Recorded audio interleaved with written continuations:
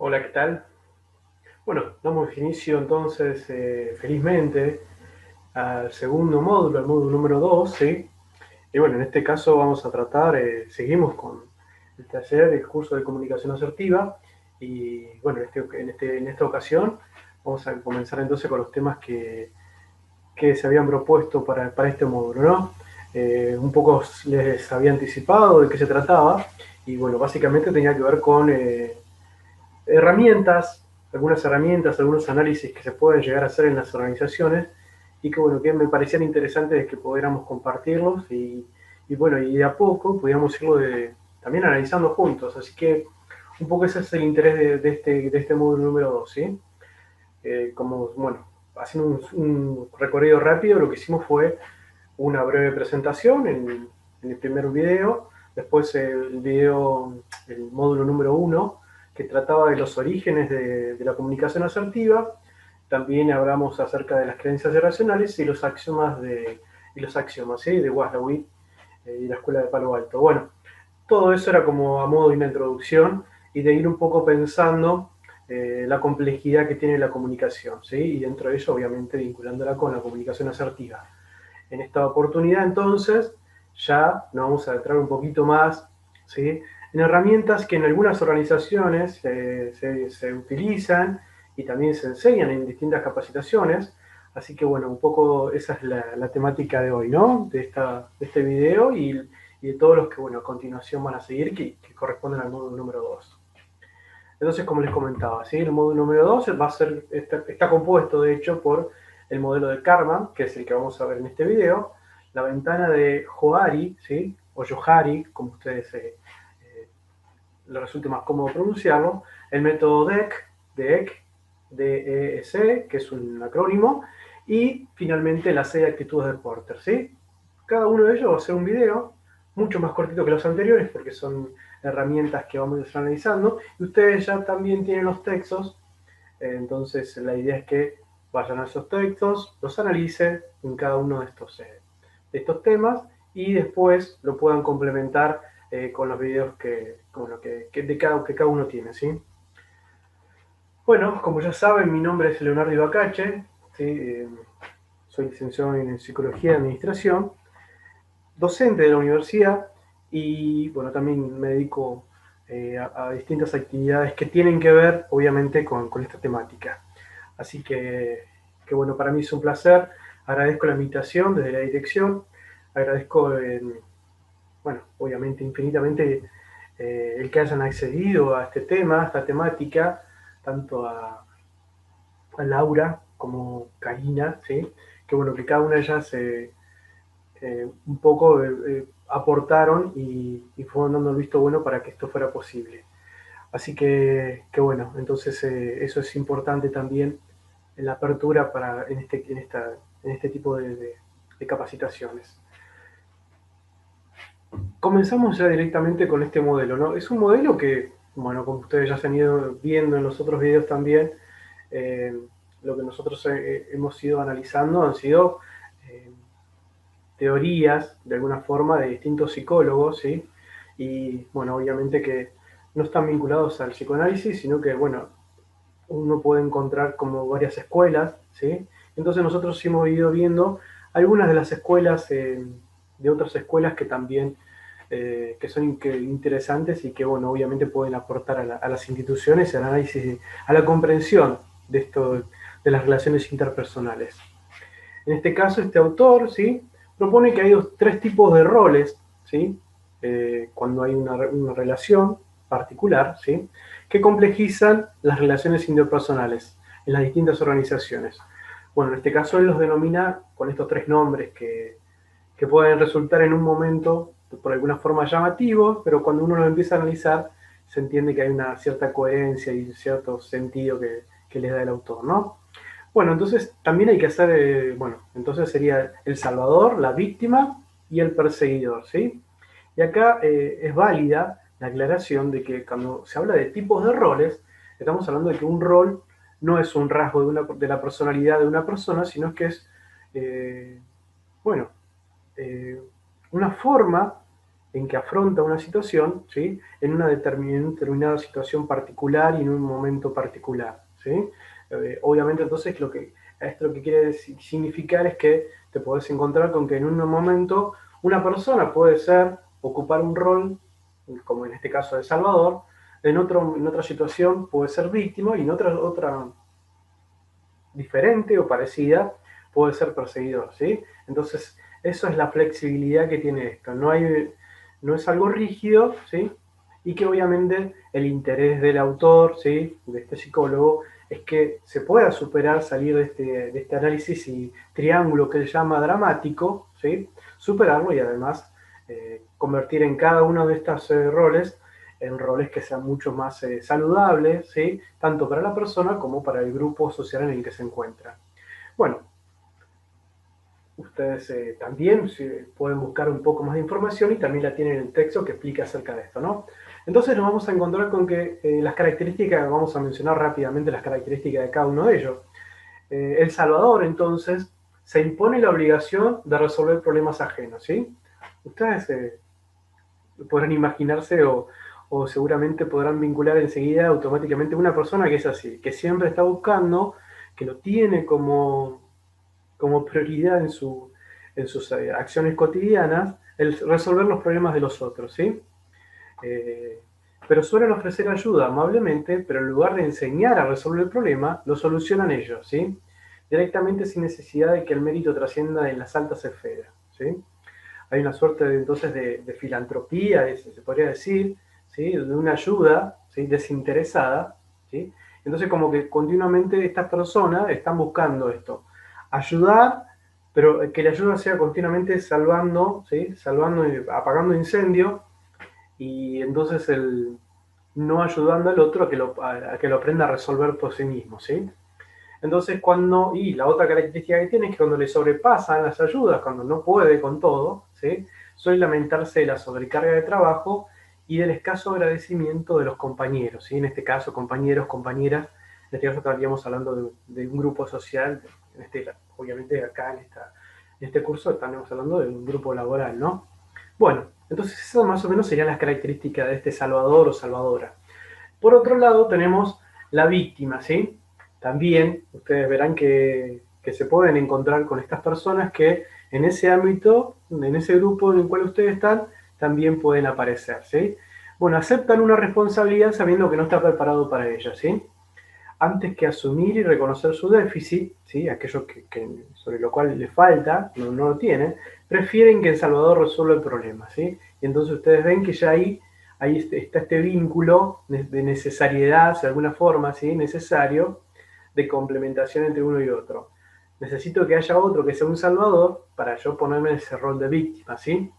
Entonces, al principio se muestra agradecido, pero a la larga desarrolla un sentimiento de inferioridad y baja autoestima, que se vuelve contra los demás, ¿sí?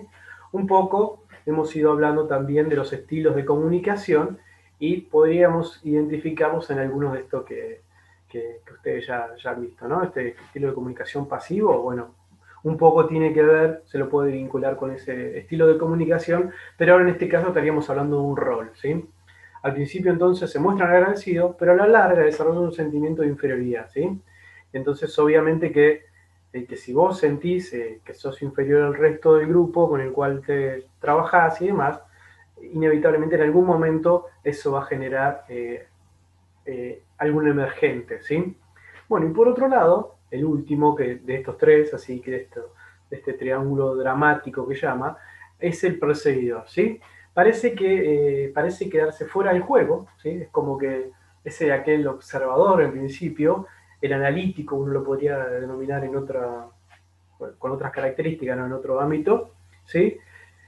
Y entonces también tiene esta faceta dentro de ese triángulo que tienen los tres. Entonces, un ejemplo de lo que podría llegar a pensar el perseguidor sería tonto el salvador que le hace el trabajo a la víctima y obviamente que es una encaradura la víctima que se le atribuye logros inmerecidos y bueno, y él se pone en esa situación de algún punto intermediario, ¿sí?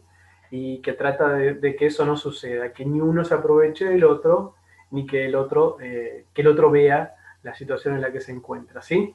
Entonces, esto sería un poco su rol dentro de ese triángulo, ¿sí? Dramático, como lo llama Karma. Obviamente que eso, bueno, tendrá también su contracara y se tendrá que ver la manera de que eso no suceda de esa forma, que no ocupe ese rol, esa posición, sino que tenga una posición un poco más saludable y un poco más adecuada, ¿sí? En los términos de asertividad como los que hemos venido analizando. Bueno, entonces ustedes ven acá que ese triángulo, como se menciona, ¿sí? Cada uno de ellos tiene como determinadas características bueno, se han sintetizado algunas de ellas, ¿sí? Supongamos, volviendo al último que analizamos recién, que es el perseguidor, elabora normas poco prácticas, atormenta a los débiles, manipula con el temor y necesita que le reconozcan su autoridad, ¿sí?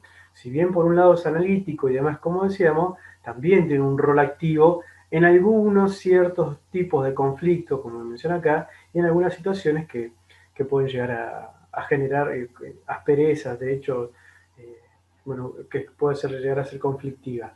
Por otro lado, ¿sí? El Salvador, entonces, estaríamos hablando de que ofrecen ayuda falsa para crear dependencia, ¿sí? No es el interés secundario, sería el interés secundario sería no solamente que esa ayuda no es solamente una ayuda desinteresada, sino que el interés que tiene personal, psicológico de alguna forma, es que ayuda para crear dependencia del otro, ¿sí?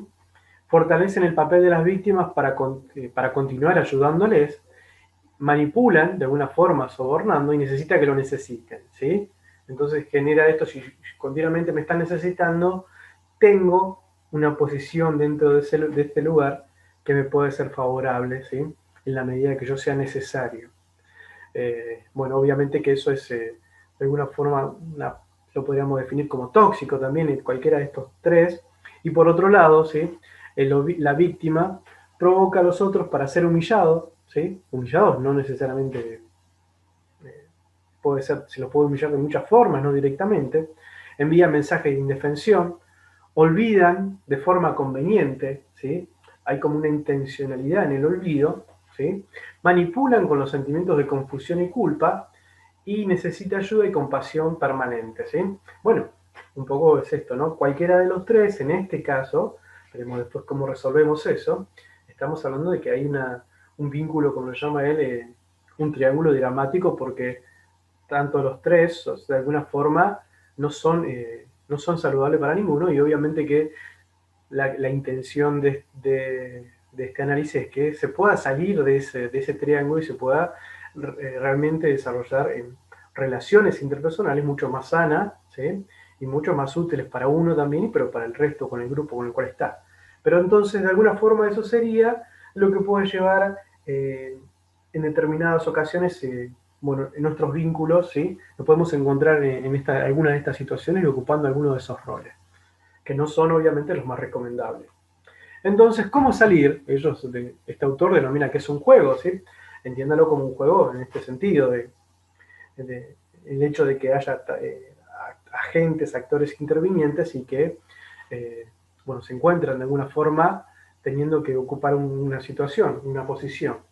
Cuando las personas interpretan en su vida cualquiera de los tres papeles del triángulo dramático, sufren un desgaste emocional, ¿sí? Obviamente que principalmente en las relaciones interpersonales. Se sienten mal y lo habitual es que traten de cambiar de papel en la situación que les genera sufrimiento. Bueno, entonces podremos cambiar de papel de dos maneras. Una que sea la situación que sana, ¿sí? Pero también podremos cambiar de papel ocupando alguno de esos otros roles, ¿sí? Que antes, de los cuales les mencionaba anteriormente. Bueno, entonces se proponen para salir de ese triángulo, para salir de esa relación, ¿sí?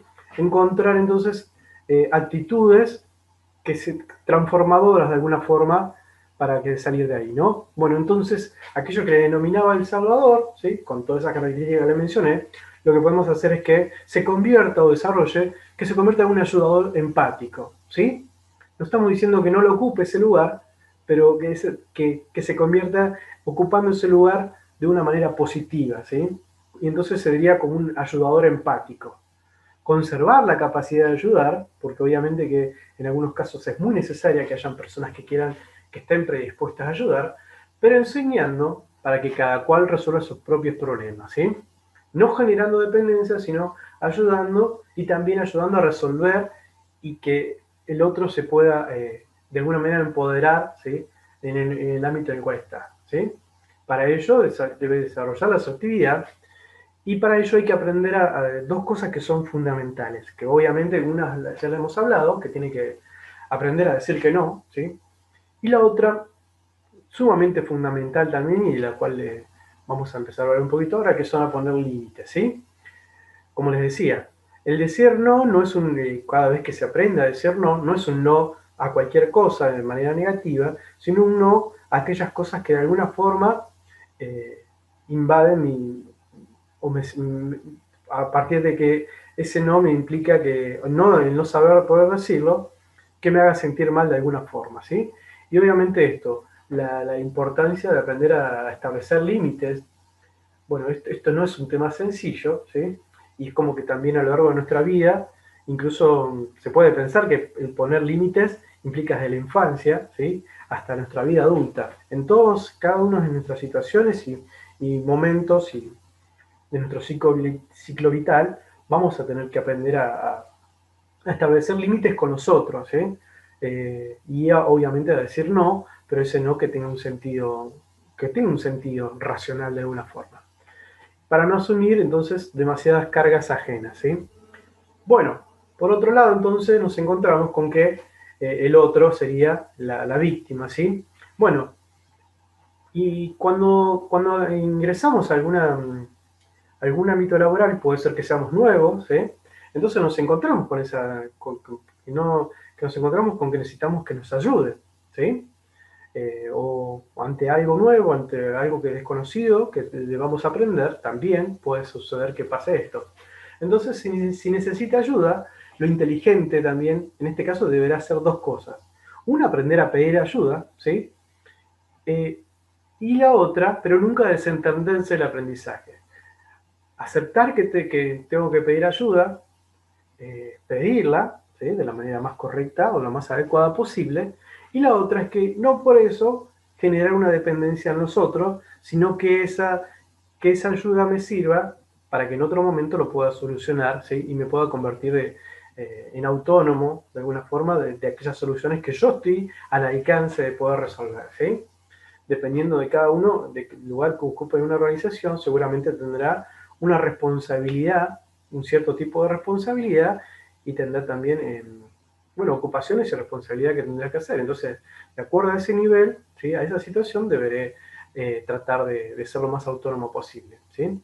Con lo cual, entonces, deberá adoptar una actitud activa, y si la ayuda pedida no llega, arriesgarse, y eso también es importante, a encontrar soluciones, ¿sí? Aunque sean equivocadas, ¿sí?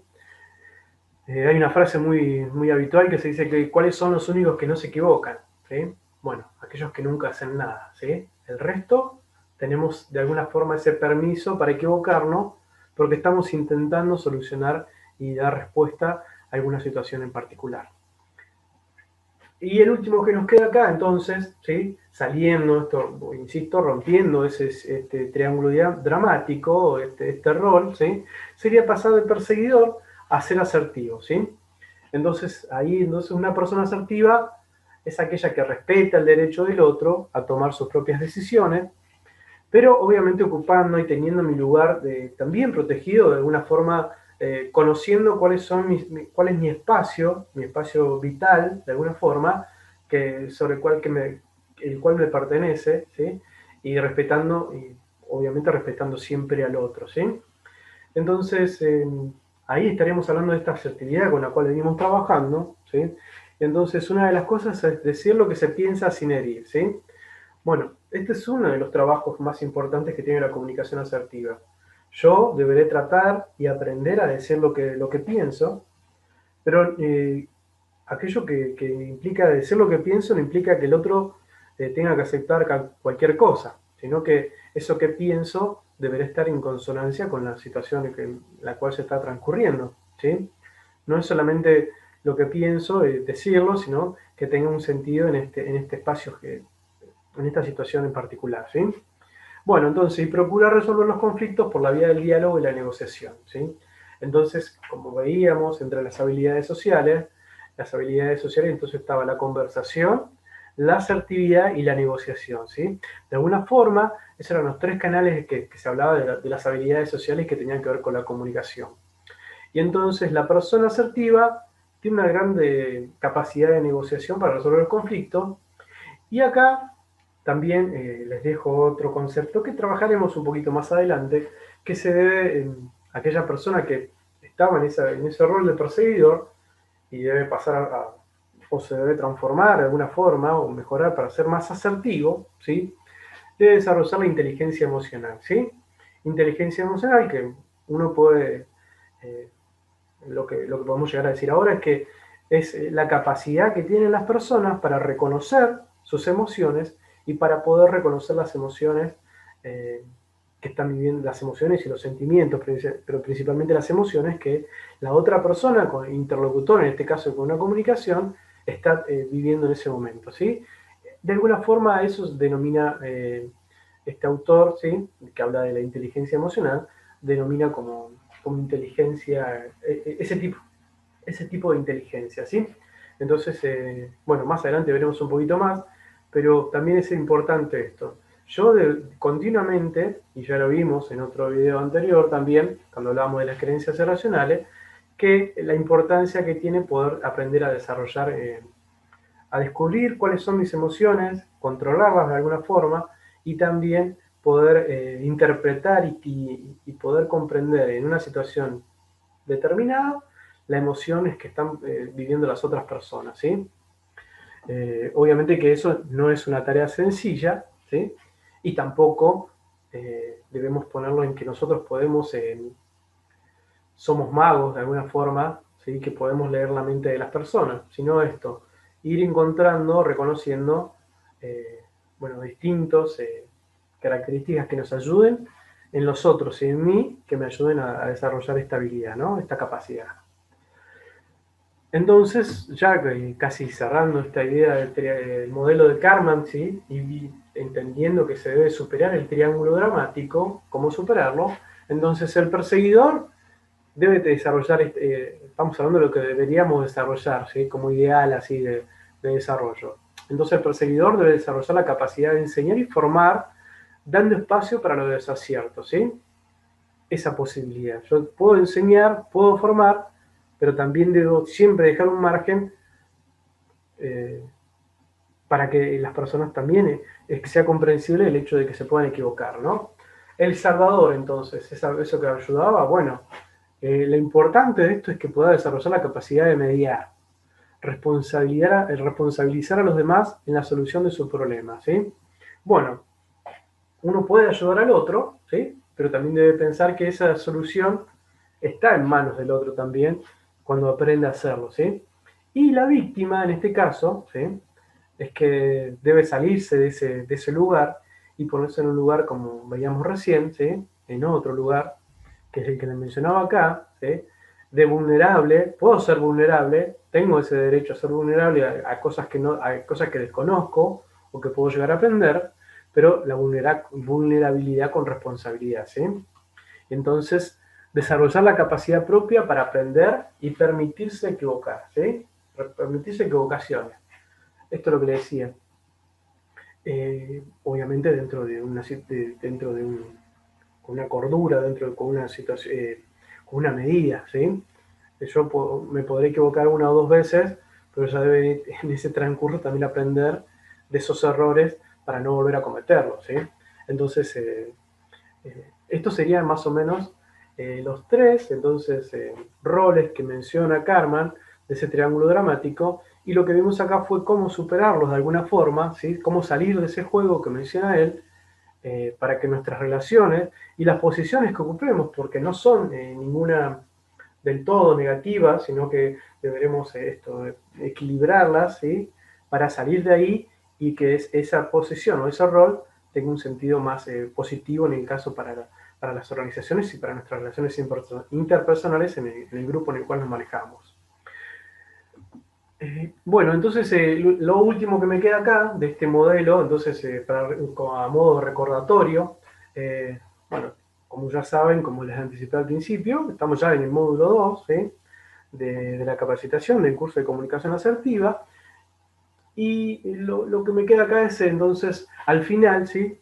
Es a modo de recordatorio, como les decía, después de haber visto todos los videos, haber analizado todos los textos, ¿sí? Las tareas que deberán realizar es, por un lado, realizar ese cuestionario, ¿sí? De la ventana, esta que yo les mencionaba, de Johari o Johari, que no es obligatorio, la pueden hacer y la van a hacer, de hecho, si la quieren hacer es para ustedes, y ahí comprenderán un poco más acerca de esta herramienta que vamos a ver ahora en los próximos videos. Y después, por otro lado, responder a esa guía evaluatoria, y ahí sí deberán prestar mucha atención porque en esta guía evaluatoria es de múltiple opción y también hay una nota con la cual se puede aprobar. Debe superar más de 6, ¿sí? Las preguntas que están ahí, en base a todos estos 4 videos que vamos a ver y los materiales que ustedes tienen.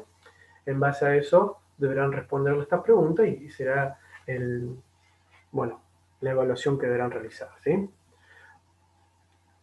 Esto es todo hasta ahora, ¿sí? Entonces les recuerdo que muchas gracias, agradezco el espacio como recién les comentaba y bueno, agradezco a ustedes también que espero que es mi deseo de alguna forma que les ayude, ¿sí? A reconocer dificultades dentro de las organizaciones en las cuales ustedes están utilizando esta herramienta, ¿sí?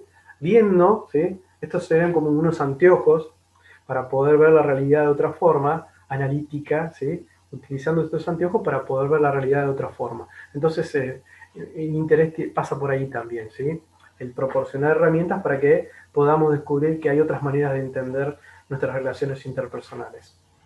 Bueno, muchas gracias entonces, nos vemos en el próximo video y seguimos y hasta pronto.